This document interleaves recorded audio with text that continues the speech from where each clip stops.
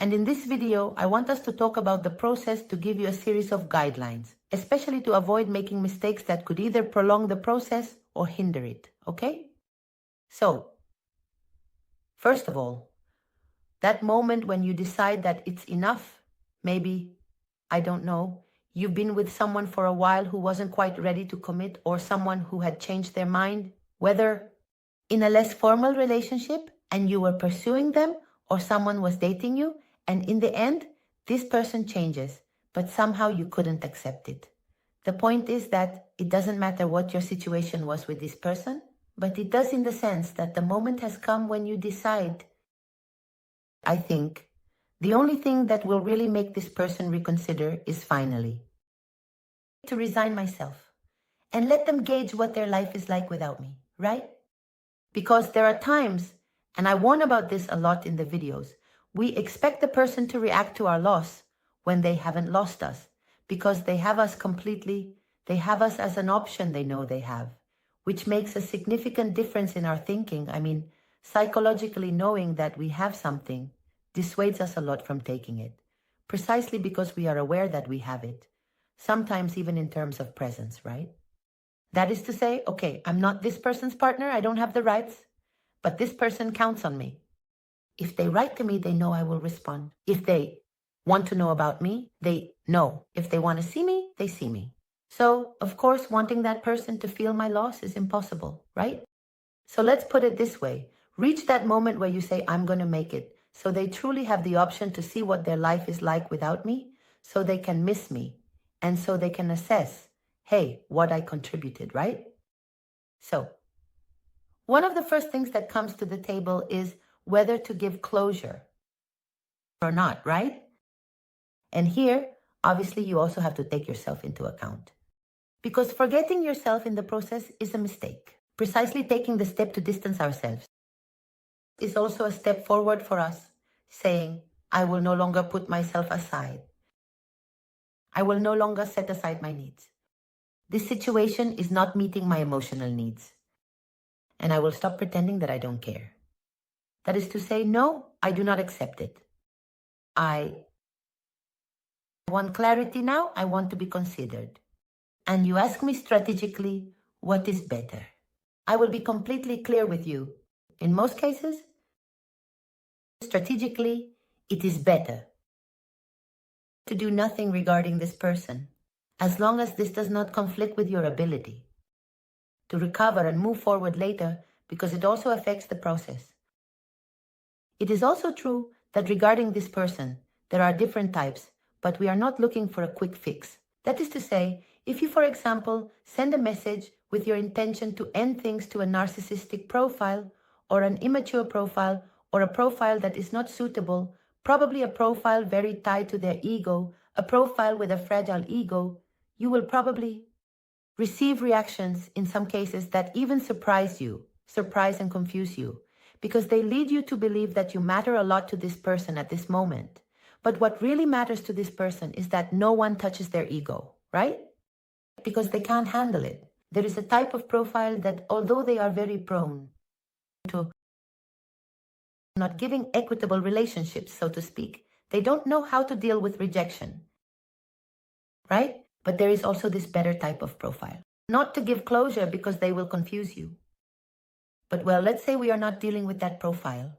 Normally, not giving closure will make the person take longer to realize that we are no longer there, but the moment they realize it, a range of doubts opens up that will make them think about us more and want to find out more.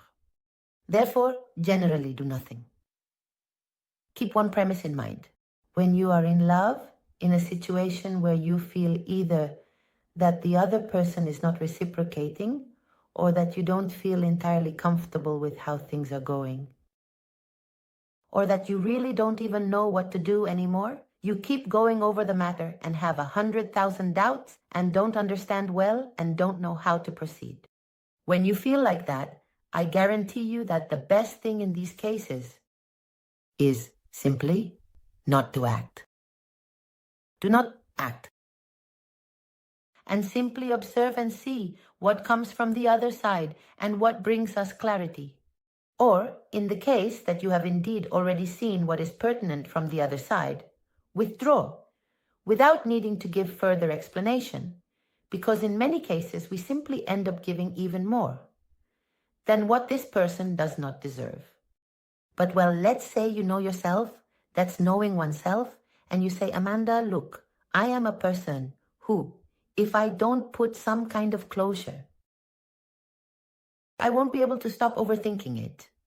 I mean, I will distance myself, but I won't really distance myself because I will keep ruminating all the time. Okay? Okay. So then in the closure, I would like you to consider a series of things. Don't leave a bad memory and don't leave the door open, because these are two things that harm you when this person thinks about you. And let me explain. It's true that sometimes we want to bring closure because we have a lot bottled up. But let's look at one thing. If you truly feel that this person has behaved terribly with you, right? And because of that, you somehow need to tell them everything they've done wrong. The question is, why do you want to? For this person to demand from you. If that's the case, I sincerely tell you to reconsider the situation. And if necessary, yes, tell them everything you've kept inside. But then block, forget the matter, and move on. That is, if this person has shown you that they are the worst. Don't fall into the trap of thinking out of ego. No, Amanda. It's just that after everything that's happened, I at least need to feel okay. Making this person seek me out and now it's me. Don't be a slave to your own ego. Don't fall into the trap of your own ego. If this person has shown you that they truly bring nothing to the table, that is, they haven't contributed anything good either, you don't really feel that there could be an option, a potential, for something healthy and worthwhile to be built between you. For what on earth? I don't want to make it more strategic so that this person comes and regrets it. And now I tell them no. To begin with, you're deceiving yourself, because if this person comes and seeks you out, you're going to say yes, and they're going to mess up your life again, to put it bluntly. But secondly, don't invest energy in that. If that's the case, forget about everything I'm going to explain and focus on recovering. Period. That is to say, sometimes, Amanda, can you believe it? This person did this to me, and then this, and I felt like that. And why on earth today are you still looking for someone to help you get this person back? What you need to recover is the relationship with yourself and realize what it takes to build a partnership and be happy. So, having clarified this, which for me is a really important point, wanting to make this person see the things they did wrong, in the case that it's not a list of despicable people, but simply wanting to make it clear that they have hurt us, because maybe they just hurt us, because they couldn't reciprocate in the way we would have liked for now, or more minor things, right? Wanting to appeal to their guilty conscience to make them react doesn't work. The only thing that will happen is that if you make me feel guilty and terrible with you, I will try not to think about it, because we don't like to feel bad. It's like, okay, I remember and I'm aware that I didn't do everything right with this person, so I don't want to feel bad. So if the last words you dedicate to me make me feel bad about myself, I will try to avoid the thought. And you, in theory, don't want that. You want the person to feel your absence and want to come looking for you. So if you want to put an end instead of leaving in silence, make sure it's a closure where you simply focus on this from a mature point of view. To say, I respect your freedom for not wanting the same as I do. I appreciate the good you have brought me, because obviously, if I have been pursuing you, it's because I felt you were worth it. But I understand that it's okay, and that sometimes you have to let things be. I'm not saying you should use these exact words, but I suggest you adapt a message with your own words that isn't too long. Because believe me, unfortunately, I can guarantee that in practice, less is more. The more concise the message is, believe me, the better the mental impact you have. I also tell you that at first, this person will pay just enough attention, but think that it's a message that later on, when the distancing process begins, they might reread. So, we don't want to have left them a long letter, in which we explain every little detail about why we are leaving and clear up the slightest doubt. But if you need there to be a record for yourself, as I say, with 2 or 3 sentences, where, hey, look, let you know that if you don't hear from me anymore, it's because I realize that this ultimately leads nowhere. But I appreciate what we experienced. In short, brief, in which I let you understand, I resign myself, but in an elegant way. Without blaming anything, without making you feel bad, but making you see, it's not you. It's me who finally chooses myself, and I no longer want to play the fool there. But, and here comes the most important part at this point, please. I don't leave the door open. But Amanda, what if this person regrets it and so on? What I'm saying is that it doesn't bother me, except that if this person regrets it, they will come looking for you. You don't need to leave the door open, but let them know that you initially seem like you're going to be there until the end of days. Like, I'm sorry, but if you don't feel the same as I do, in case you change your mind, well, or if one day you want to know, no. Because, as I say, psychologically, that keeps you boxed in as an option, and we don't want to be an option. It's about the opposite, about no longer being an option. Next question. To block or not to block? Okay, this here. It depends more on the type of relationship you have, in terms of whether you think this person will take you seriously and respect you, or if experience tells you that you've distanced yourself before, expressed your desire to distance yourself. This person might have said great, but 3 or 4 days later, a week later, they contacted me with some nonsense. And I was just at this point where I was dying to hear from them. My resolve faded, and then we went back to the same old thing. If you know that it's someone who likes to keep you around, who uses tricks to keep you there, and isn't very respectful, or if you've tried before and this person no longer takes you seriously, and you want to make a difference for yourself, blocking is not a bad idea. You also have to take into account if it's enough for you to take certain relevant measures to not be attentive, because it's important that you truly aren't attentive. That is to say, if you are capable of, well, archiving the chat, not checking their social media, and so on, go ahead. If you know it's impossible for you, that in the end your attention drifts, that you can't avoid it, block them. Because believe me, the person who wants to contact you, yes, indeed, by blocking, you might avoid some probing that gives you hints. But the probing can also be very confusing. Sometimes the person probes and shows you that they miss you, but other times they don't. Just like there are those who miss you and directly spy on you from another profile. That is to say, nowadays everything is so open with that range of possibilities that it's more important how you are feeling than actually gauging how that person is doing. So really consider it when you are about to take the step. What makes me better?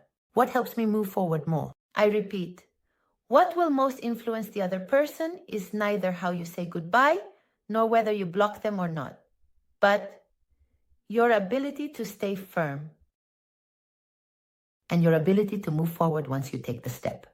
That is what will truly lead this person to feel your absence. The other things are nuances to which you give a lot of importance, because this person still matters a lot to you, and everything concerning them matters a lot, but they are not that relevant. So decide what you want to do. That said, please, once you decide, stick to it. Unless you tell me that you didn't block them, but then you realize you're checking all day and you have to block. It's preferable to make the moment of goodbye. I mean, think it over beforehand. Remember that this shouldn't be taken lightly.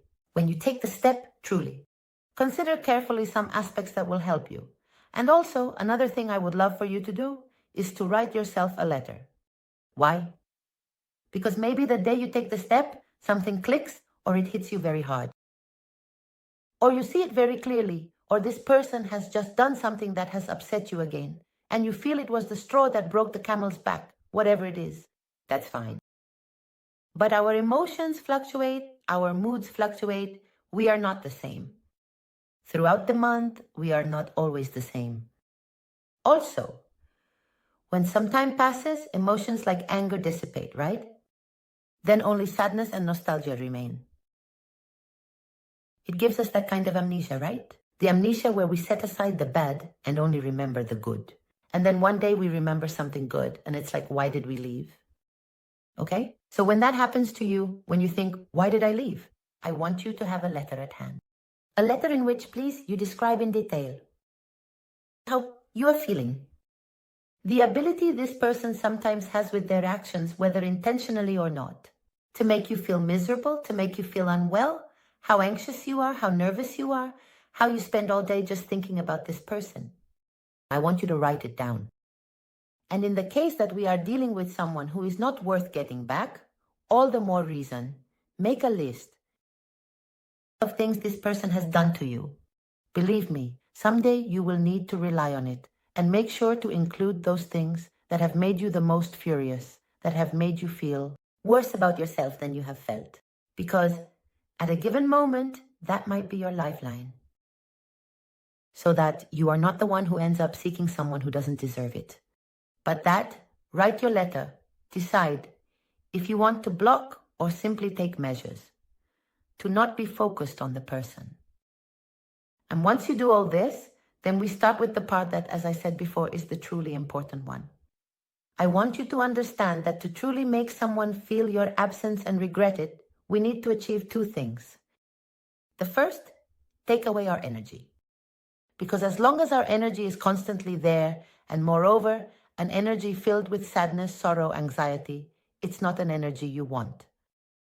So, before we can change the energy, which is like the next step and what we need to achieve next, the first thing is to withdraw. Withdraw. How? By focusing our attention back on ourselves. Are you going to achieve it all at once? No. But it has to be a goal to achieve. The initial goal to achieve is to achieve and immerse yourself in this as much as possible, truly. That is to say, it's not about being at home feeling down, have realistic goals. As I always say, this will take time. A person who is not valuing us can change their mind. Yes, because maybe they are simply not valuing us because at a given moment, things balanced out. And instead of doing what was necessary to fix it, we did the opposite, right? This is very common. Instead of, if this person took a step back, we also took 2 steps forward, then 4, then 6. And when we realized it, this person was ahead and we were behind. And neither this person knew exactly why they were ahead, nor did we know why we were behind. It's almost inertia, right? Well, now we want to use that same inertia to make things go in the other direction. But this takes time. This takes time. So, understanding that staying sad, waiting to see if at the beginning, in a short time, I will get a result, will add disappointment to the sorrow of my departure. Don't add it. Be realistic. Divals, I know Amanda has made it very clear to me. Amanda has made it very clear to me that this person is not going to come when I want them to. That I will go through this first part myself. And that the first thing I need to do before I manage to change my energy for the better is to try. At the beginning, it's enough to remove this person's energy. I don't want... You think that your energy right now, when you think about that person, and when you think about that person with that sadness, with that anger, imagine that they were appearing in front of you with a snot-covered pajama. Horrible, looking terrible, with bad hair. And you would say, no, I don't want this person to see me like this. Well, the energy you transmit when you think about this person with desperation, like, but look for me, but why don't you want me? It's that kind of vibe. We don't want that energy for us. So truly look for activities that you know entertain you. This is enough for me. Reading, going to the movies, sports, lots of sports. Sports will be your greatest ally. At the beginning, truly, because it will help you regulate that anxiety that will come over you. It will help you rest better. It will help you get rid of the chemicals from that discomfort as soon as possible. I mean, crying and sports are great. Everything out, and lots of water, really. Don't fall into traps that don't do you any good, like things that help you but then take a toll, like alcohol. It's the most classic thing. Well, I go out, get drunk, and that way I don't feel bad, right? But the next day, If you haven't contacted the person sending them something outrageous, you're feeling like you want to die? No. Don't resort to things that have a rebound effect later. Really, stay in a circle of people who care about you. Activities that distract you. Be aware that it will take time. It's okay. I can do it. I trust myself. I watch some video that helps me. I'm sure you have some video of mine that gives you strength.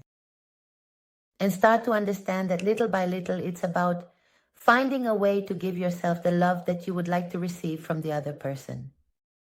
I mean, at the beginning, it's enough to redirect the energy a little. And once you manage to truly redirect the energy, it's about learning to love again. There are no magic tricks. It's truly about understanding a reality that many of us struggle with. And that is, you have to be more important to yourself in your life than that person is. That's how it is.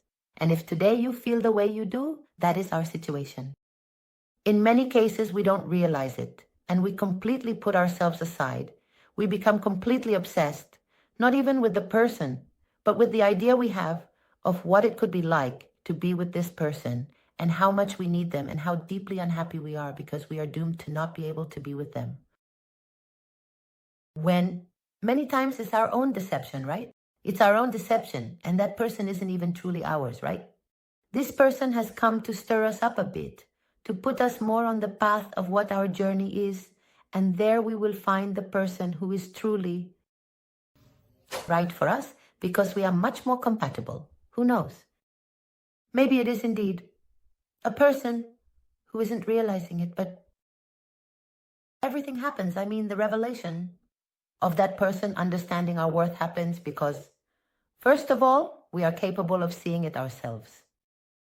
That's why I always say, don't waste your time being upset, just waiting for that person to come, because then it won't happen, truly. You have to dare to take the adventure of, I'm going to do it without you, and I'm going to make it worthwhile without you.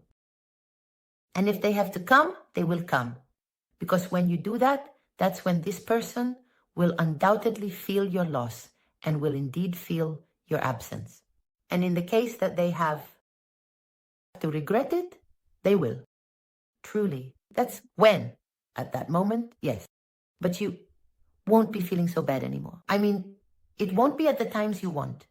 Truly. You are like you will be the filter. Your internal change will be what causes that change in the other person's perspective. Look, I think that nowadays there's a lot being conveyed, and I, among others, the message of let it go, leave, and actually.